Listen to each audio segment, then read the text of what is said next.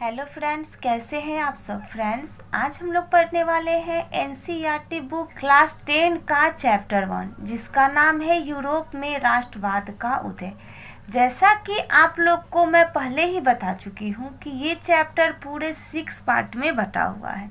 यहाँ आप देख रहे होंगे कि ये जो चैप्टर 1 है यूरोप में राष्ट्रवाद का उदय, ये चैप्टर पूरे 6 पार्ट में बटा हुआ है। अभी तक हम लोगों ने पार्ट 3 यानी कि क्रांतियों का युग, जो 1830 से 1848 तक था, यहाँ तक का हम लोग वीडियो कंप्लीट कर चुके हैं। और आज का जो हम लोगों का वीडियो है वो है पार्ट 4, जो है जर्मनी और इटली का एकीकरण, यानी कि जर्मनी और इटली का निर्माण, जिसको इंग्लिश में कहेंगे तो making of Germany and Italy. इसके बारे में हम लोग समझेंगे कि किस तरह जर्मनी और इटली, जो कई प्रांतों में बटे हुए थे, फिर कैसे एकीकृत किया गया और इसमें कौन कौन से व्यक्ति का महत्वपूर्ण योगदान है। अगर आप लोगों को हमारा वीडियो अच्छा लगे तो लाइक ज़रूर कीजिएगा और कमेंट कर हमें बताइएगा, तथा नेक्स्ट वीडियो के नोटिफिकेशन के लिए हमारे चैनल को सब्सक्राइब करें तथा बेल आइकन को प्रेस करना बिल्कुल ही न भूलें। इस वीडियो के नोट्स के पीडीएफ का लिंक डिस्क्रिप्शन बॉक्स में दिया हुआ है, वहां से आप डाउनलोड कर सकते हैं। तो चलिए स्टार्ट करते हैं। जो हमने पार्ट 3 जो वीडियो बनाया था वो क्रांतियों का युग के लास्ट में ये जर्मनी के बारे में दिया गया था, तो मैंने आप लोगों को बताया था कि ये जो हम लोग जर्मनी और इटली का जो निर्माण है उसके अंतर्गत ही इस टॉपिक को डिस्कस करेंगे। एक बार अगर जर्मनी के बारे में समझेंगे तो बेटर समझ में आएगा। तो हम लोगों ने इससे पहले चैप्टर में पढ़ा था कि 1848 में उदारवादियों की क्रांति, यूरोप के बहुत सारे भाग अभी भी स्वतंत्र राष्ट्र राज्य अस्तित्व में नहीं आया था, जैसे जर्मनी, इटली, पोलैंड, ये सभी अस्तित्व में नहीं आया था। और इसी राष्ट्रों के उदारवादी जो थे, मध्य वर्ग के स्त्री पुरुष ने संविधान की मांग को राष्ट्रीय एकीकरण की मांग से जोड़ दिया। और उदारवादियों की मांग क्या थी कि राष्ट्र राज्य की मांग को आगे बढ़ाया और संविधान, प्रेस की स्वतंत्रता, संगठन बनाने की आजादी जैसे संसदीय सिद्धांतों पर आधारित था। अब जो हम लोग स्टार्ट करते हैं जर्मनी पे।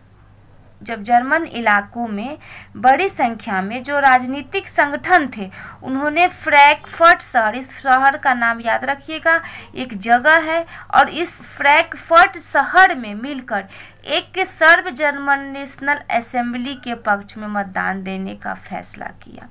तो ये जगह आपसे क्वेश्चन पूछा जा सकता है कि जर्मन इलाकों में बड़ी संख्या में राजनीतिक संगठनों ने किस शहर में मिलकर एक सर्व जर्मन नेशनल असेंबली के पक्ष में मतदान देने का फैसला किया। फ्रैंकफर्ट शहर में, ध्यान में रखिएगा। और ये भी पूछा जा सकता है कि जर्मन इलाकों में बड़ी संख्या में राजनीतिक संगठनों ने फ्रैंकफर्ट शहर में मिलकर किसके पक्ष में मतदान देने का फैसला किया। तो ऑप्शन में कुछ भी दे देगा, ध्यान में रखिएगा, सर्व जर्मन नेशनल असेंबली, यानी कि ऑल जर्मन नेशनल असेंबली के पक्ष में।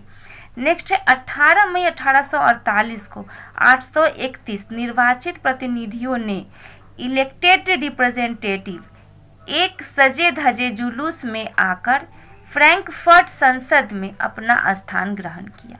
अब यहाँ पे देखिएगा कि जो 18 मई 1848 को कितने निर्वाचित प्रतिनिधियों ने सजे धजे जुलूस में आकर फ्रैंकफर्ट संसद में अपना स्थान ग्रहण किया, तो 831 निर्वाचित प्रतिनिधियों ने। नेक्स्ट है यह संसद को इंग्लिश में पार्लियामेंट कहा जाता है। तो यह संसद सेंट पॉल चर्च में आयोजित हुई थी। तो ध्यान में रखिएगा कि जो ये संसद हुआ था 1848 में, जो ये संसद था वो किस चर्च में आयोजित हुआ था, तो सेंट पॉल चर्च में। नेक्स्ट है उन्होंने जर्मन राष्ट्रों के लिए संविधान का प्रारूप तैयार किया। और नेक्स्ट है इस राष्ट्र की अध्यक्षता एक ऐसे राजा को सौंपी गई जिसे संसद के अधीन रहना था। संविधान का प्रारूप तैयार हो गया, सब कुछ हो गया, अब एक राजा चाहिए था। तो इस राजा, मतलब ये सब की अध्यक्षता के लिए एक ऐसे राजा को चुना गया कि जो उस राजा को संसद के अधीन रहना था। लेकिन ये कौन से राजा थे, तो प्रसा के राजा फ्रेडरिक विल्हेम चतुर्थ, इस नाम को ध्यान में रखिएगा। फ्रेडरिक विल्हेम चतुर्थ को जब ताज पहनाने की पेशकश की तो उसने उसे अस्वीकार कर उन राजाओं का साथ दिया जो निर्वाचित सभा यानी कि इलेक्टेड असेंबली के विरोधी थे। अब लोगों ने सोचा कि ऐसे राजा को चुना जाए जो संसद के अधीन रहे। उन्होंने फ्रेडरिक विलियम चतुर्थ जो प्रसा का राजा था उसे उचित समझा, उसे वो समझे कि ये उसके लायक है, तो फ्रेडरिक विलियम चतुर्थ को ही ताज पहनाने की पेशकश की। तो उसने इनकार कर दिया। किसने? तो फ्रेडरिक विलियम चतुर्थ ने इनकार कर दिया। उसने बोला कि हमें इस ताज को नहीं पहनना है, और उसने उस राजा का साथ दिया जो निर्वाचित सभा के विरोधी थे, उसी का फ्रेडरिक विलियम चतुर्थ साथ दिया। अब लास्ट में क्या हुआ कि संसद में मध्य वर्गों का प्रभाव अधिक था। अब आपने देखा था कि ये जो असेंबली करवाया था वो ज्यादातर मध्यम वर्ग के लोग ही करवाए थे, क्योंकि मध्यम वर्ग ही एकीकरण की ओर अग्रसर हो रहे थे। तो मध्यम वर्ग का प्रभाव ज्यादा था, और जिससे मजदूर और कारीगरों के मांग का विरोध किया। और जो मजदूर और कारीगर लोग जो मांग कर रहे थे उसका विरोध किया किसने? तो मध्यम वर्ग ने। अब क्या हुआ कि जिससे वे उनका समर्थन खो बैठे। अब जो मजदूर और कारीगर थे उन्होंने मध्यम वर्ग का साथ नहीं दिया, और अंत में सैनिकों को बुलाया गया और असेंबली भंग होने पर मजबूर हुई। अब अंत में क्या हुआ? सैनिक को बुलाया गया और जो असेंबली था उसको भंग कर दिया गया। अब जो एकीकरण की ओर जो इच्छुक थे उसे यहीं पे पोस्टपोन कर दिया। तो थोड़ा सा जर्मनी के बारे में इस चैप्टर में दिया गया था। अब हम लोग देखते हैं नेक्स्ट टॉपिक है नारीवाद, जिसको इंग्लिश में फेमिनिस्ट कहा जाता है। तो नारीवाद किसे कहेंगे? तो स्त्री पुरुष की सामाजिक, आर्थिक एवं राजनीतिक समानता की सोच के आधार पर महिलाओं के अधिकारों और हितों का बोध, जिसको इंग्लिश में कहते हैं awareness of women's rights and iterates based on the belief of the social, economic and political equality of the genders. इसमें जो फर्स्ट पॉइंट है वो है उदारवादी आंदोलन के अंदर महिलाओं को राजनीति अधिकार प्रदान करने का मुद्दा यानी कि इशू जो था वो विवादास्पद था। विवादास्पद को इंग्लिश में कंट्रोवर्शियल कहा जाता है। तो जो उदारवादी आंदोलन के अंदर जो महिलाओं को राजनीतिक अधिकार प्रदान करने के लिए, वहां पे महिलाओं को राजनीतिक अधिकार प्रदान नहीं था। तो आंदोलन में वर्षों से बड़ी संख्या में महिलाओं ने भाग लिया। अब जो आंदोलन हुआ उसमें महिलाओं ने क्या किया? बढ़ चढ़कर हिस्सा लिया। महिलाओं ने अपने राजनीतिक संगठन स्थापित किए, अखबार शुरू किया और राजनीतिक बैठकों, जिसको इंग्लिश में पॉलिटिकल मीटिंग कहेंगे, और प्रदर्शनों, जिसको इंग्लिश में डिमोन्स्ट्रेशन कहेंगे, में शिरकत को इंग्लिश में पार्टिसिपेशन कहेंगे। अब क्या हुआ कि महिलाओं लोग जो थे अब राजनीतिक संगठन बनाने लगे। वो अखबार शुरू किए यानी कि फाउंडेड न्यूज़पेपर, जिसको इंग्लिश में कहा जाता है। तो उन्होंने अखबार शुरू किया और सभी चीज़ों में उन्होंने पार्टिसिपेट करना शुरू कर दिया। इसके बावजूद उन्हें असेंबली के चुनाव के दौरान मताधिकार से वंचित रखा गया। इन्होंने सभी कुछ में भाग लिया, लेकिन उन्हें इलेक्शन के समय उन्हें वोट देने का अधिकार नहीं दिया गया। जब सेंट पॉल चर्च में फ्रैंकफर्ट संसद की सभा आयोजित की गई थी, तब महिलाओं को केवल प्रेक्षकों की हैसियत से दर्शक दीर्घा में खड़े होने दिया गया था। प्रेक्षकों को ऑब्जर्व्स कहा जाता है और दर्शक दीर्घा को विजिटर गैलरी कहा जाता है। तो चलिए इसको हम लोग फिगर के द्वारा समझते हैं। ये देखिए, ये जो है सेंट पॉल चर्च है और यहाँ पे फ्रैंकफर्ट संसद की सभा लगी हुई है ये। और यहाँ पे जो है ऊपर अभी हम लोगों ने देखा था कि जो ऊपर दीर्घा में बाईं तरफ ये आप देख रहे हैं, यहाँ महिलाओं को, ये महिलाएं लोग ऊपर दीर्घा, यहाँ पे दीर्घे में महिलाएं लोग खड़ी हुई है और इन्हें सिर्फ खड़े होने का अधिकार था, सिर्फ देखने का, दर्शक के रूप में इन्हें देखने का अधिकार था। इन्हें वोट देने का अधिकार उस समय नहीं था। अब आप देख रहे होंगे कि महिलाओं ने सभी चीज़ों में भाग लिया, सभी चीज़ों में उन्होंने पार्टिसिपेट किया, लेकिन इन्हें वोट देने का अधिकार नहीं था, सिर्फ इन्हें दर्शक बन के खड़े होने का अधिकार था। अब इसके बाद क्या हुआ तो जो रूढ़िवादी ताकतें 1848 में जो कंजर्वेटिव फोर्सेस लोग थे वो क्या किए कि 1848 में उदारवादी आंदोलनों को दबा पाने में कामयाब हुई। अब जो लिबरल लोग थे, जो लिबरल लोग जो रिवॉल्यूशन कर रहे थे उसको जो रूढ़िवादी ताकतें थी उन्होंने दबा दिया, किंतु वो पुरानी व्यवस्था को बहाल नहीं कर पाए। राजाओं को यह समझ में आना शुरू हो गया कि उदारवादी राष्ट्रवादी को रियायतें देकर, रियायतें देना का इंग्लिश में ग्रांटिंग कंसेशंस कहा जाता है, तो रियायतें देकर ही क्रांति और दमन के चक्र को समाप्त किया जा सकता है। इसको भी देख लीजिएगा, इंग्लिश में क्रांति और दमन के चक्र को इंग्लिश में cycle of revolution and depression कहा जाता है। उसको क्या कर दिया गया, उसको समाप्त कर दिया गया। रियायतें देना इसका मतलब हुआ कि जितना किया या जितना लिया जाना उचित हो उसमें की गई कमी, यानी कि जो भी वो दिया जा रहा है, जो दे रहा है, उसमें उसने क्या किया, कमी किया। तो राजा ने यह समझ लिया कि जो लिबरल जो मूवमेंट्स कर रहे थे वो उन्हें क्या देना चाहिए, उन्हें रियायतें देना चाहिए और दमन और क्रांति के चक्र को समाप्त किया जाना चाहिए। उसकी तो नेक्स्ट टॉपिक है पूर्वी और मध्य यूरोप की निरंकुश राजशाहियों द्वारा किया गया परिवर्तन। अब पूर्वी और मध्य यूरोप में जो निरंकुश राजा लोग थे उन्होंने क्या क्या परिवर्तन किए, अब हम लोग उसके बारे में पढ़ेंगे।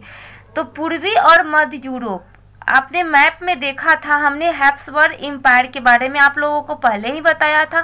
तो हैप्सबर्ग अधिकार वाले क्षेत्रों और रूस में भूदासत्व को इंग्लिश में सर्फडम कहा जाता है और बंधुआ मजदूरी को इंग्लिश में बाउंडेड लेबर कहा जाता है, को समाप्त कर दिया गया। अब क्या था कि हैप्सबर्ग शासक ने हंगरी के लोगों को ज्यादा स्वायत्ता प्रदान की।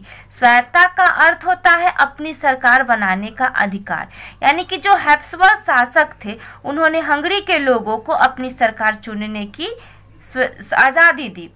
और जो नेक्स्ट है उदारवादी राजनीतिज्ञ कार्ल केल्फर फ्रैंकफर्ट संसद के एक निर्वाचित सदस्य थे। तो जो आपसे प्रश्न पूछा जा सकता है कि कार्ल वेलकर किस संसद के एक निर्वाचित सदस्य थे, तो फ्रैंकफर्ट संसद के एक निर्वाचित सदस्य थे। और आपसे ये भी पूछा जा सकता है कि उदारवादी राजनीतिज्ञ का नाम क्या था जिन्होंने फ्रैंकफर्ट संसद में एक निर्वाचित सदस्य बने थे, तो कार्ल वेलकर, ध्यान में रखिएगा कार्ल वेलकर का नाम। अब नेक्स्ट जो है लुइजे ओटो पीटर्स एक राजनीतिज्ञ कार्यकर्ता थी, यानी कि पॉलिटिकल एक्टिविस्ट थी।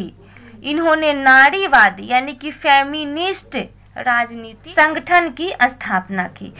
लुइजे ओटो पीटर्स एक राजनीतिक कार्यकर्ता थी और इन्होंने नारीवादी संगठन की स्थापना की और महिलाओं की पत्रिका लिखी तथा इनके अखबार के प्रथम अंक 21 अप्रैल 1849 में छपा था।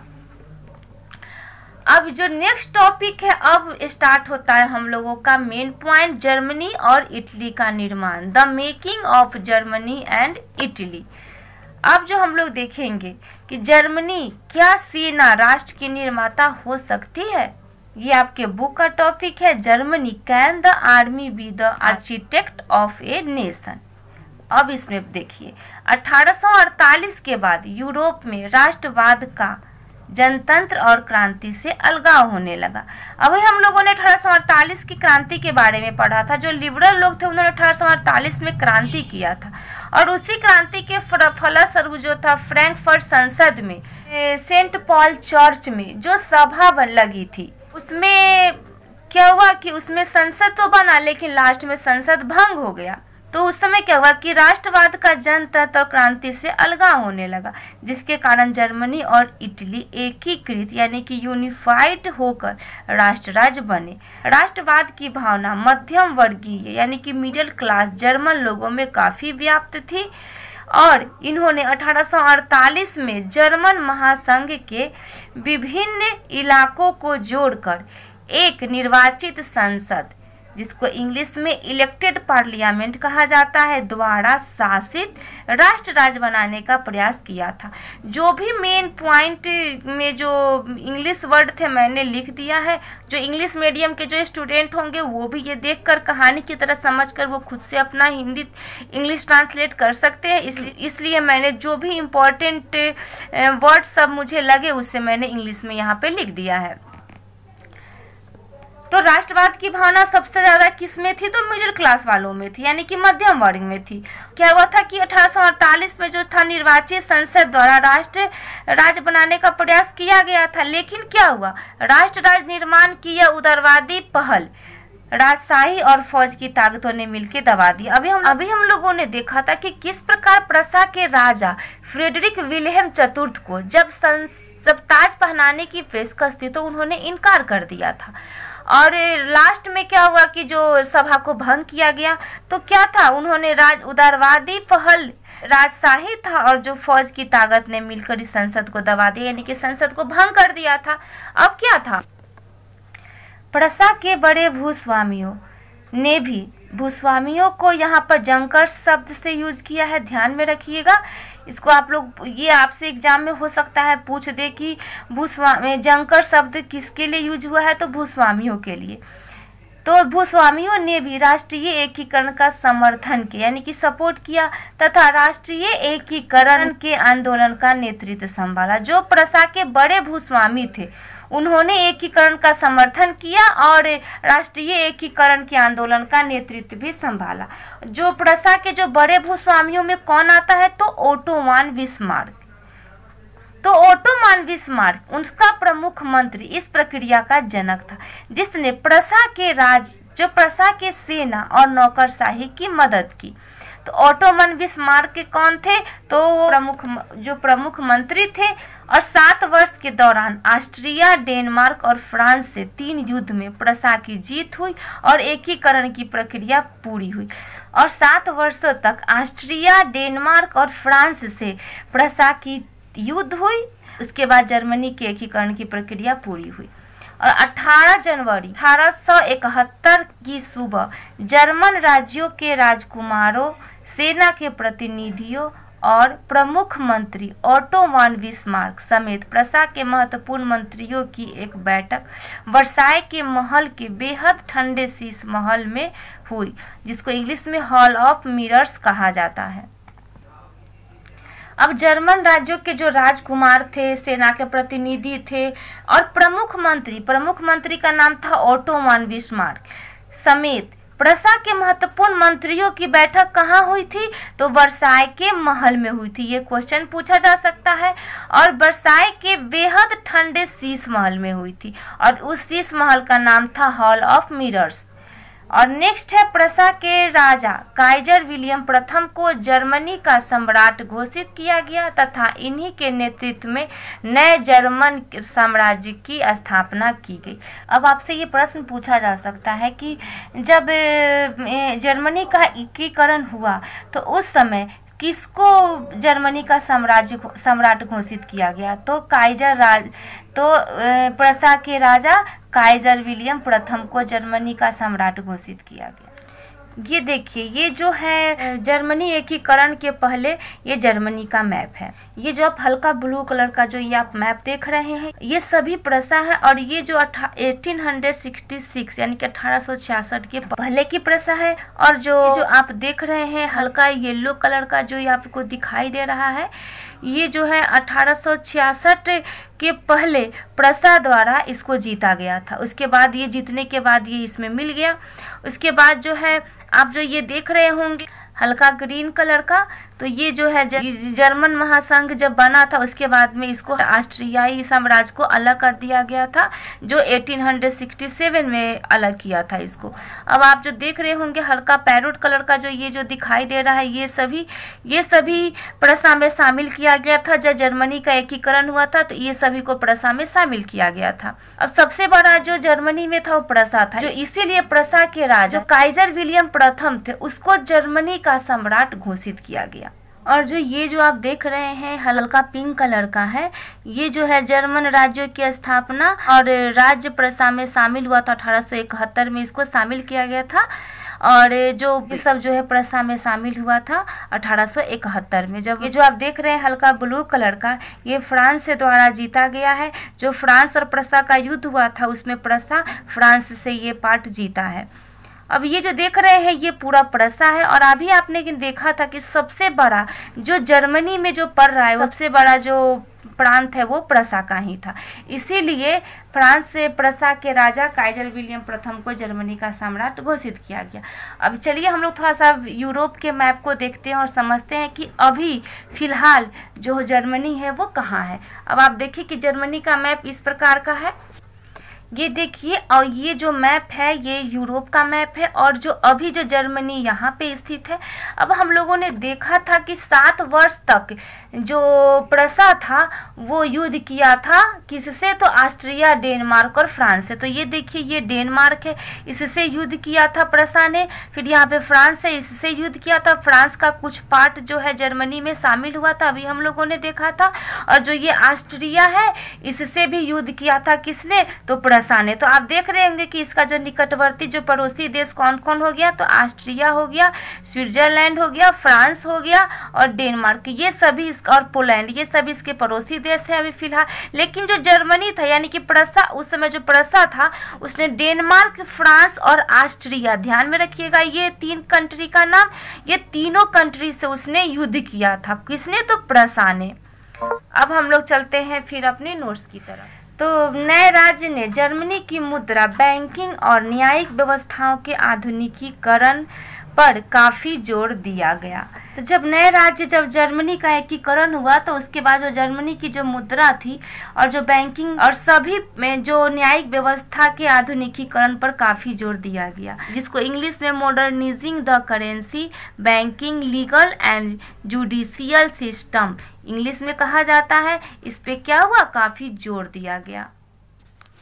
अभी हमने देखा था कि जर्मनी के एकीकरण में ऑटोमान बिस्मार्क का सबसे महत्वपूर्ण योगदान रहा। अब हम लोग देखेंगे इटली का एकीकरण किस प्रकार हुआ। तो इटली अनेक वंशानुगत राज्यों तथा बहुराष्ट्रीय हैब्सबर्ग साम्राज्य में बिखरा हुआ था। तो इटली कौन कौन से साम्राज्य में बिखरा हुआ था, तो वंशानुगत राज्यों और बहुराष्ट्रीय हैब्सबर्ग साम्राज्य में। अब इटली के एकीकरण में सबसे बड़ा बाधा क्या था, ऑस्ट्रिया था। और 19वीं सदी के मध्य में इटली 7 राज्यों में बटा हुआ था, जिसमें से केवल एक सार्डिनिया पिडमाउंट में एक इतालवी राजघराने का शासन था।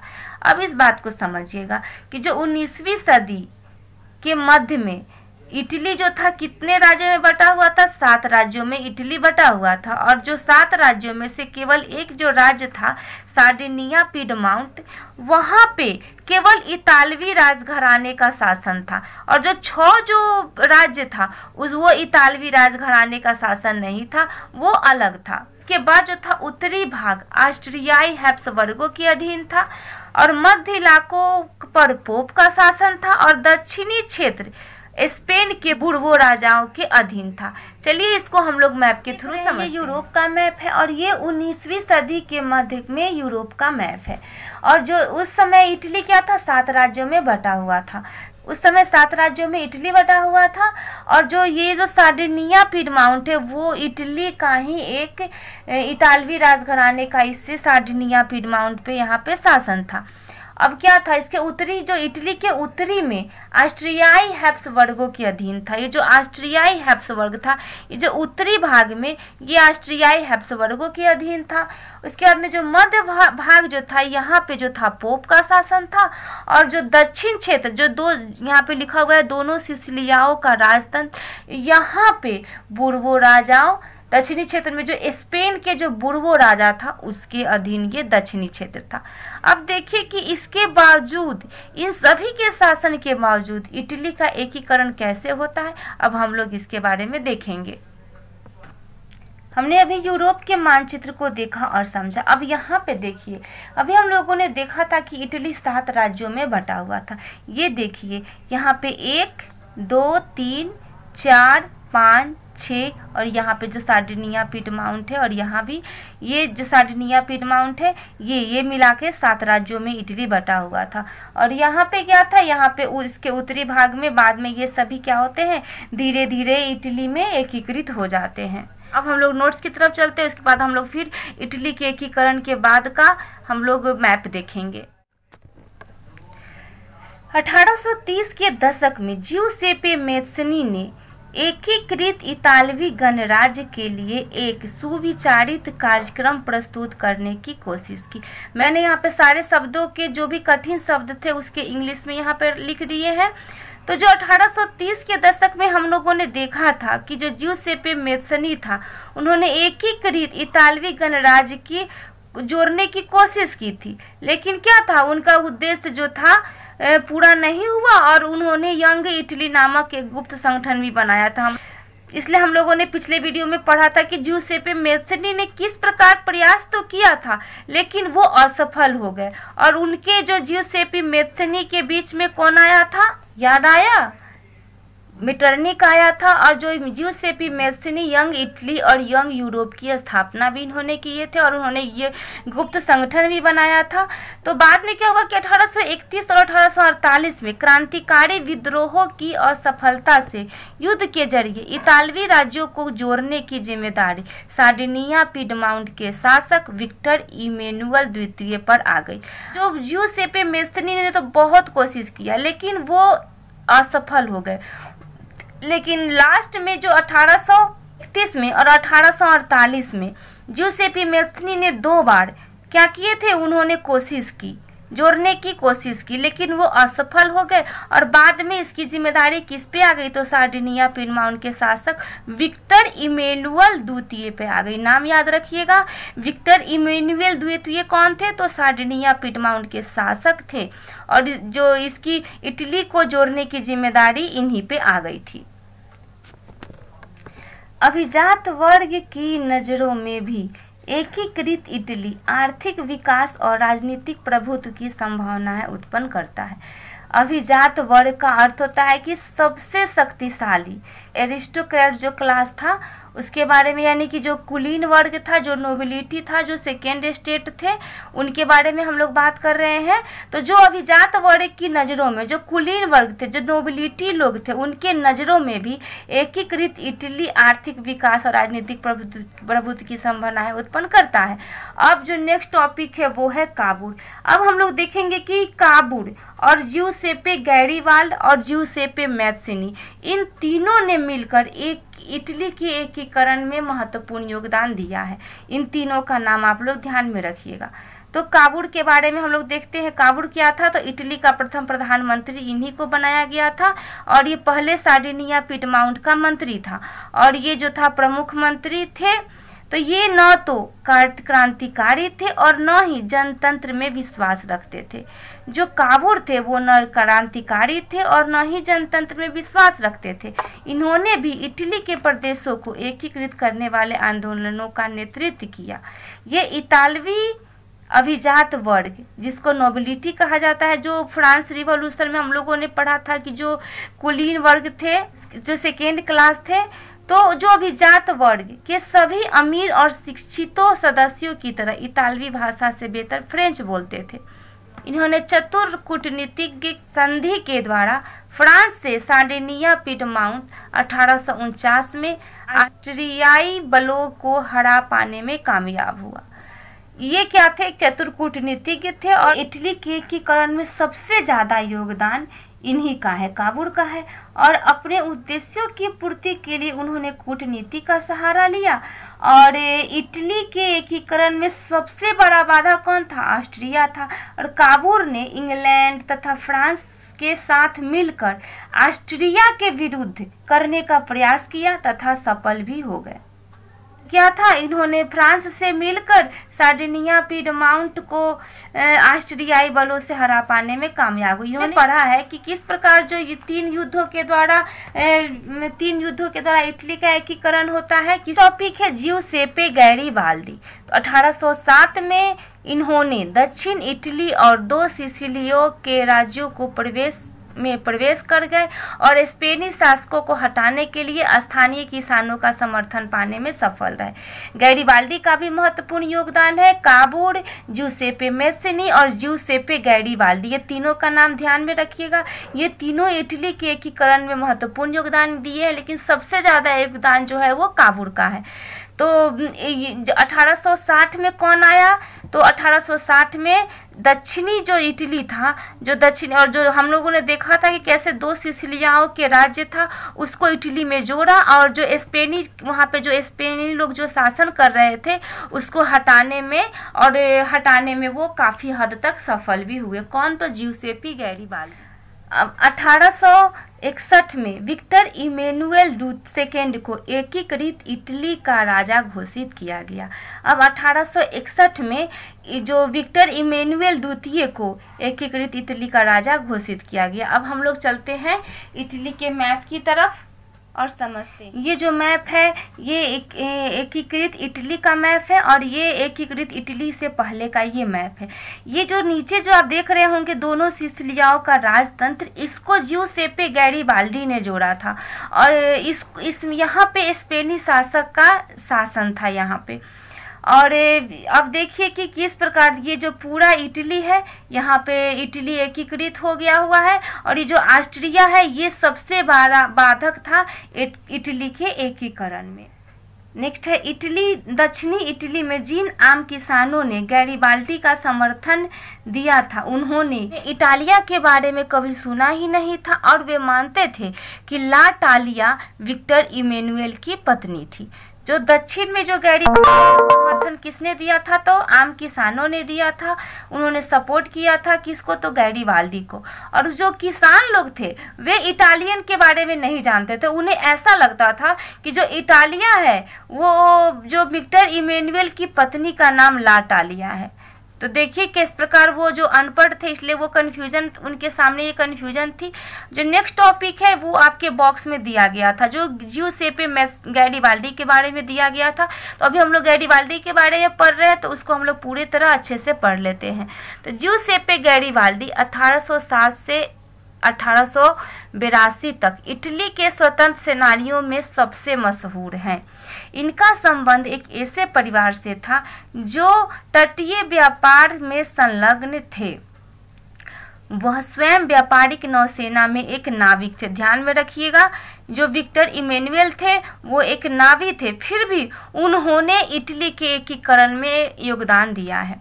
1833 में इनकी मुलाकात मैत्सिनी से हुई। वह यंग इटली आंदोलन से जुड़े। तो जो मैत्सिनी से उनकी मुलाकात कब हुई? तो 1833 में। और जो यंग इटली जो मैत्सिनी बनाया था उस आंदोलन में इन्होंने भाग भी लिया था। और 1834 में पीडमाउंट के गणतंत्रीय विद्रोह में उन्होंने भाग लिया और यह विद्रोह कुचल दिया गया। तो उस समय तो 1834 में जो विद्रोह हुआ था उसको कुचल दिया गया था और गैरिबाल्डी को दक्षिणी अमेरिका भागना पड़ा। और गैरिबाल्डी क्या हुआ? उस समय दक्षिणी अमेरिका भाग गया। इस बात को ध्यान में रखिएगा कि जब 1834 में पीडमाउंट के गणतंत्रीय विद्रोह को कुचला गया तो उस समय गैरिबाल्डी कहाँ गया? ऑप्शन में आपको दे देगा दक्षिण अमेरिका, उत्तरी अमेरिका, अफ्रीका, यूरोप, कहीं भी दे देगा। ध्यान में रखिए गैरिबाल्डी जो था वो दक्षिणी अमेरिका भाग गया। वहाँ 1848 तक निर्वासन में रहा। निर्वासन का मतलब हम बताए थे देश निकाला। तो 1848 तक वो अपने घर, अपने देश से वो बाहर रहा था।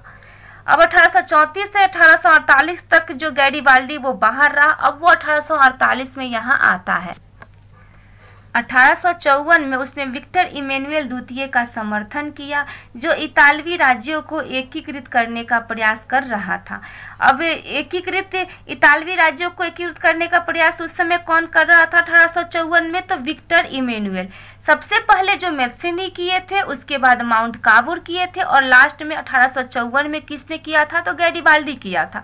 1860 में गैरिबाल्डी ने दक्षिणी इटली की तरफ एक्सपीडिशन ऑफ द 1000 हजारों लोगों का अभियान का नेतृत्व किया था। इस अभियान में नए स्वयंसेवक जुड़ते चले गए। इनकी संख्या लगभग 30,000 तक पहुंच गई। वे गैरिबाल्डी रेड शर्ट के नाम से लोकप्रिय हुए। गैरिबाल्डी को रेड शर्ट के नाम से भी जाना जाता है और 1867 में गैरिबाल्डी के नेतृत्व में स्वयंसेवकों की एक सेना पेपल राज्यों से लड़ने रोम गई, जो इटली के एकीकरण में अंतिम बाधा थी। इटली के एकीकरण में अंतिम बाधा कौन थी? तो पेपल राज्य। हमने देखा था कि बीच में जो इटली का जो मैप हम लोगों ने एकीकृत इटली से पहले देखा था, उसमें हम लोग देखा था कि जो बीच में जो था, चलिए हम लोग इसको मैप के द्वारा समझ। ये देखिए, ये पेपल राज्य है बीच में, सबसे जो अंतिम बाधा थी ये पेपल राज्य ही था। यही इटली के एकीकरण में लास्ट में अंतिम बाधा थी। ये इटली को जोड़ने में ये इटली को जोड़ नहीं पा रहा था। 1870 में जब प्रसा से युद्ध के दौरान फ्रांस ने रोम से अपने सैनिक हटा लिए, तब जाकर पेपल राज्य इटली में सम्मिलित हुआ। अब क्या था, प्रसा से युद्ध हुआ, उसके बाद में फ्रांस ने रोम से अपने सैनिक को हटा लिया और जाकर पेपल राज्य में इटली मिल गया और इटली को एकीकृत हो गया। कब? तो 1870 में। नेक्स्ट जो टॉपिक है वो है ब्रिटेन की अजीब दास्तान और ब्रिटेन का एकीकरण कैसे हुआ, उसके बारे में हम लोग पढ़ेंगे। जो इटली और जर्मनी के निर्माण का ही एक लास्ट का टॉपिक रह गया है, इसको हम लोग नेक्स्ट वीडियो में कंप्लीट करेंगे। तब तक के लिए इतना ही। अगर आप लोगों को हमारा वीडियो अच्छा लगा हो तो लाइक करें, शेयर करें तथा कमेंट करें। बने रहिए हमारे साथ। मिलते हैं नेक्स्ट वीडियो में नेक्स्ट टॉपिक के साथ। धन्यवाद।